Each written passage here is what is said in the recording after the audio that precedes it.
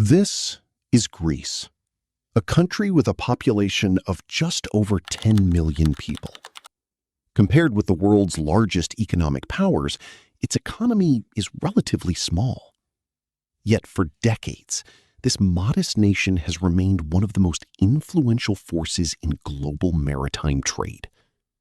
Greek shipowners control the largest merchant fleet on Earth.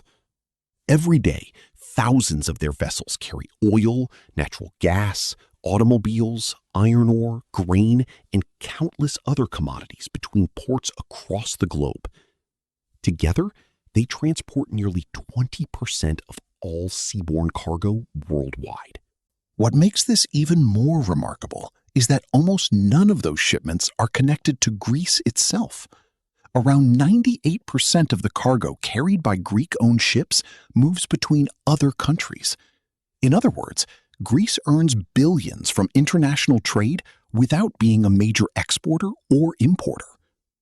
So, why have Greek shipping companies remained the undisputed leaders of global shipping for so many decades? And how did a country with such a modest economy come to dominate one of the world's most critical industries? Looking at a map of Europe, Greece appears to be little more than a popular vacation destination. It has no endless iron ore deposits, no vast oil fields, and no massive industrial complexes producing millions of cars or machines each year. Much of its economy depends on tourism, agriculture, and services rather than heavy manufacturing.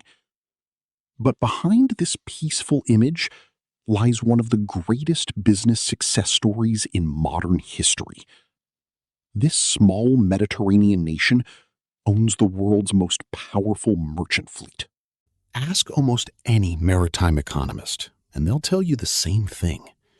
Greek ship owners oversee a fleet that surpasses those of industrial giants such as the United States, China, and Germany. To understand just how significant this is, consider how global trade actually works. Every single day, hundreds of enormous Greek-owned tankers and bulk carriers cross the oceans, transporting millions of tons of raw materials and finished products. Nearly 1 out of every 5 cargo shipments traveling by sea is carried on a Greek-owned vessel. The numbers become even more astonishing in the oil industry. Greek companies control roughly 30% of the world's crude oil shipping capacity. That means nearly 1/3 of the global oil trade depends on decisions made by a relatively small group of shipping families based in Athens. Their fleets transport Middle Eastern crude to Europe, carry Australian iron ore and coal to Chinese steel mills, and distribute wheat and corn from North and South America to markets across the globe. Yet these ships rarely visit Greece itself. Instead, they spend their lives connecting mines, factories, refineries, and consumers located thousands of miles from their owner's homeland. So what is the secret behind this extraordinary success? For many years, conventional wisdom suggested that only wealthy industrial nations could build and maintain massive shipping fleets. The common belief was straightforward. First, extract natural resources, then build factories, manufacture products, and only afterward create a fleet to export those goods. Greek entrepreneurs challenged that assumption. They realized something surprisingly simple, but incredibly profitable. You don't have to own the resources. You don't even have to own the factories. The real value lies in controlling the transportation. A mine can eventually run dry. A factory can become obsolete because of new technology or rising labor costs. Commodity prices rise and fall constantly. But as long as countries continue trading with one another, someone will always need to move goods from sellers to buyers. By controlling those transportation routes, Greek shipowners secured one of the most stable and profitable positions in the entire global economy. They transformed shipping into an independent business that generates wealth regardless of whether Greece's own economy is booming or struggling. That is how a small country with limited natural resources quietly gained control over some of the world's most important trade arteries.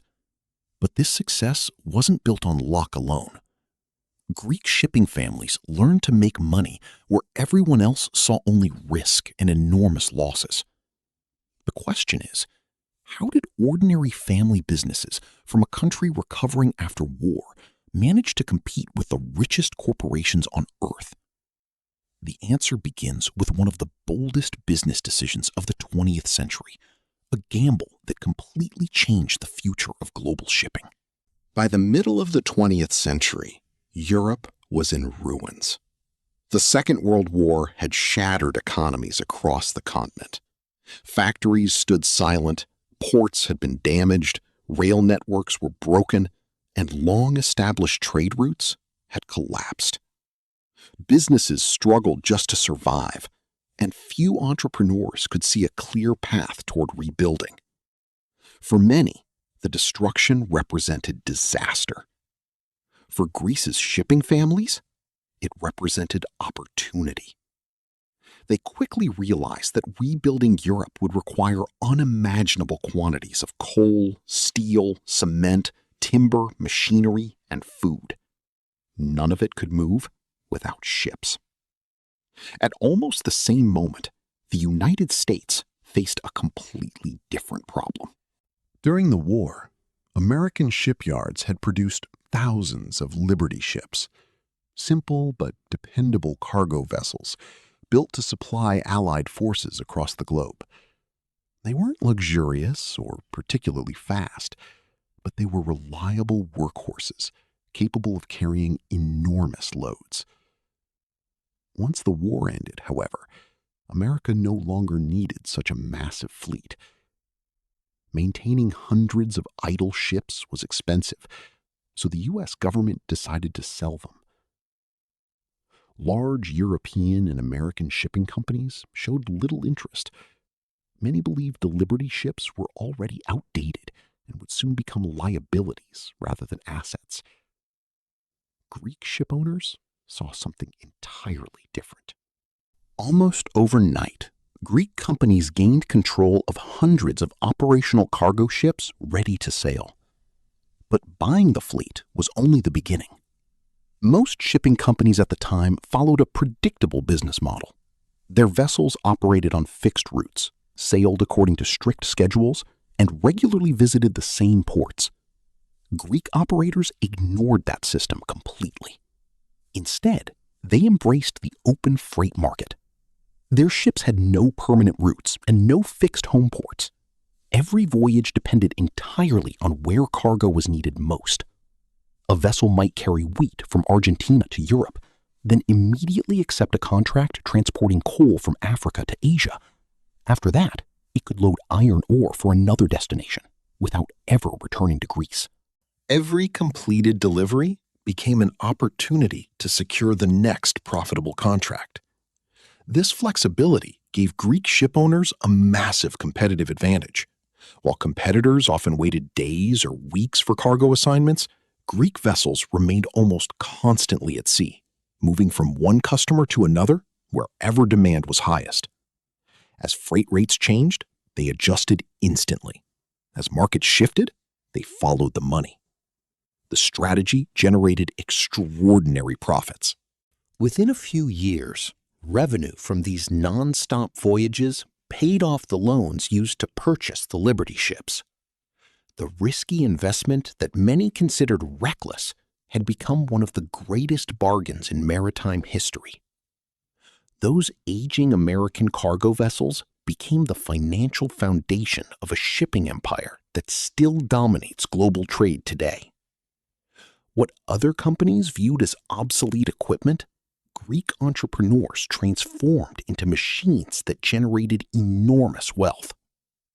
Their success proved something that business leaders around the world would later come to recognize. In uncertain times, the ability to make bold decisions quickly is often more valuable than owning the newest technology.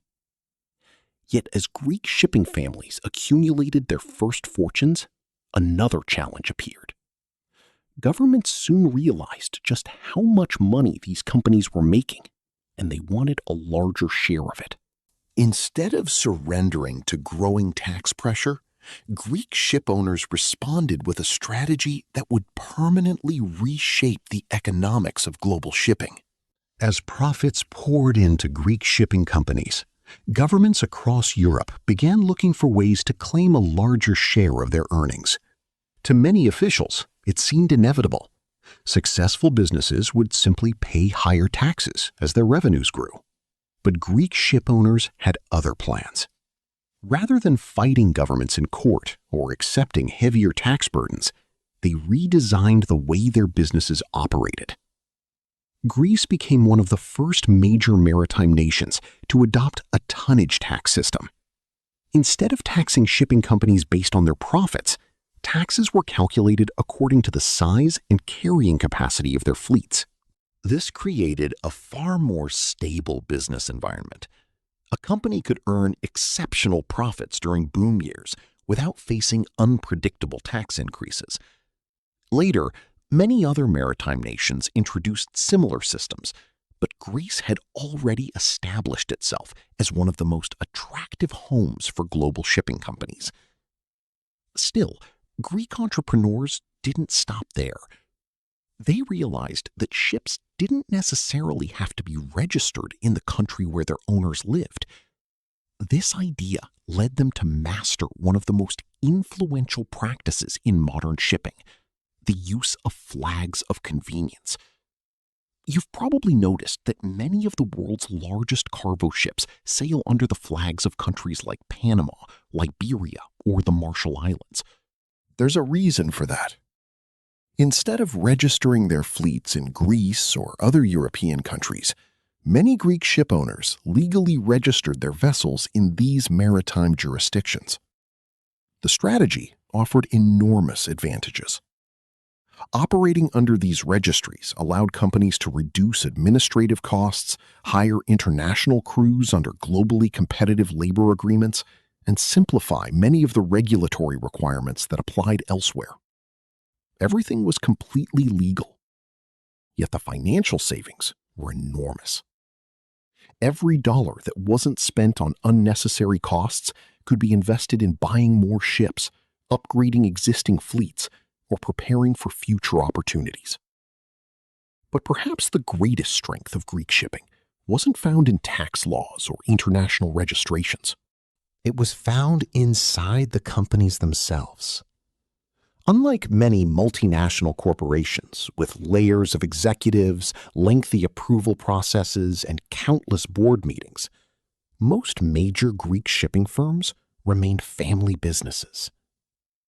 That structure gave them something money couldn't buy: speed. Imagine a company controlling dozens of massive tankers and cargo ships worth billions of dollars. In many countries, changing a fleet strategy could require weeks of meetings, financial reviews, and shareholder approval. In Greece, the decision was often made by a single family member. One phone call, one conversation, One signature, and an entire fleet could change direction overnight. When global markets suddenly shifted, when wars disrupted trade routes, when sanctions changed international commerce, or when freight prices spiked without warning, Greek ship owners reacted immediately. While larger corporations were still debating their next move, Greek vessels were already sailing toward the most profitable markets. This remarkable flexibility became one of their greatest competitive weapons. Over time, these legal structures, business models, and family traditions combined into an incredibly resilient system. Greek shipping companies could relocate assets, adjust operations, change registrations, and redirect fleets faster than almost anyone else in the industry. While competitors lost billions to bureaucracy, delays, and rigid corporate structures, Greek families preserved more of their profits and continuously reinvested them. Those reinvested profits soon became enormous financial reserves. And those reserves gave them an advantage that would separate them from almost every other shipping company on Earth. Because the Greek strategy wasn't simply about making money during prosperous years. The real profits came during global crises. Whenever recession struck, whenever shipping markets collapsed. The global shipping industry moves in powerful cycles. Periods of explosive growth are almost always followed by sharp downturns. Trade slows, freight rates collapse, and companies that expanded too aggressively suddenly find themselves drowning in debt. When that happens, survival becomes the only priority. Banks demand repayments, operating costs continue to rise, cash reserves disappear. Faced with mounting pressure, many shipping companies have no choice but to sell their vessels, often for a fraction of what they originally paid. This is exactly the moment Greek ship owners have spent decades preparing for. Instead of panicking, they open the reserves they've built during the good years. With billions of dollars in available capital, they begin purchasing ships that others are desperate to unload. Tankers, bulk carriers, and cargo vessels are acquired at prices that would have seemed impossible just a few years earlier. While much of the industry focuses on cutting losses, Greek families focus on building the future. They understand one simple truth. Economic downturns never last forever. Sooner or later, global trade recovers. Factories resume production. Consumer demand returns. Ports become crowded once again. And as cargo volumes increase, freight rates begin climbing. When that happens, the ships purchased during the crisis suddenly become incredibly valuable. In many cases, those vessels recover their purchase price after only a handful of profitable voyages. This strategy has been repeated through multiple economic cycles, allowing Greek ship owners to grow stronger while many competitors disappeared from the market. Rather than following the crowd, they built their fortunes by moving in the opposite direction. One of the clearest examples came during the early 2000s. At the time, China was rapidly transforming into the world's manufacturing powerhouse. Although many analysts in Europe and the United States remained uncertain about the scale of its future growth, Greek ship owners reached a very different conclusion. When that happens, the ships purchased during the crisis suddenly become incredibly valuable. In many cases, those vessels recover their purchase price after only a handful of profitable voyages. This strategy has been repeated through multiple economic cycles, allowing Greek ship owners to grow stronger while many competitors disappeared from the market. Rather than following the crowd, they built their fortunes by moving in the opposite direction. One of the clearest examples came during the early 2000s. At the time, China was rapidly transforming into the world's manufacturing powerhouse. Although many analysts in Europe and the United States remained uncertain about the scale of its future growth, Greek ship owners reached a very different conclusion. They anticipated an unprecedented demand for raw materials. Long before the shipping boom became obvious, they placed massive orders at Asian shipyards for new bulk carriers capable of transporting iron ore, coal, and other essential commodities. It was another bold gamble. But once China's industrial expansion accelerated, demand for shipping capacity exploded. Millions of tons of raw materials needed to move across the oceans, and many of the newest vessels capable of carrying them were already owned by Greek companies. Once again, they found themselves in the strongest possible negotiating position. Freight rates soared, profits reached extraordinary levels, and the investment paid off many times over. Greece's shipping empire proves that true global influence isn't always measured by the size of a country's economy. By controlling the world's most important trade routes instead of the goods themselves, Greek shipowners built one of the most powerful business empires in history. If you enjoyed this documentary, leave a like, subscribe to the channel, and turn on notifications for more fascinating stories about global trade, engineering, and the hidden systems that keep the world moving. Thanks for watching.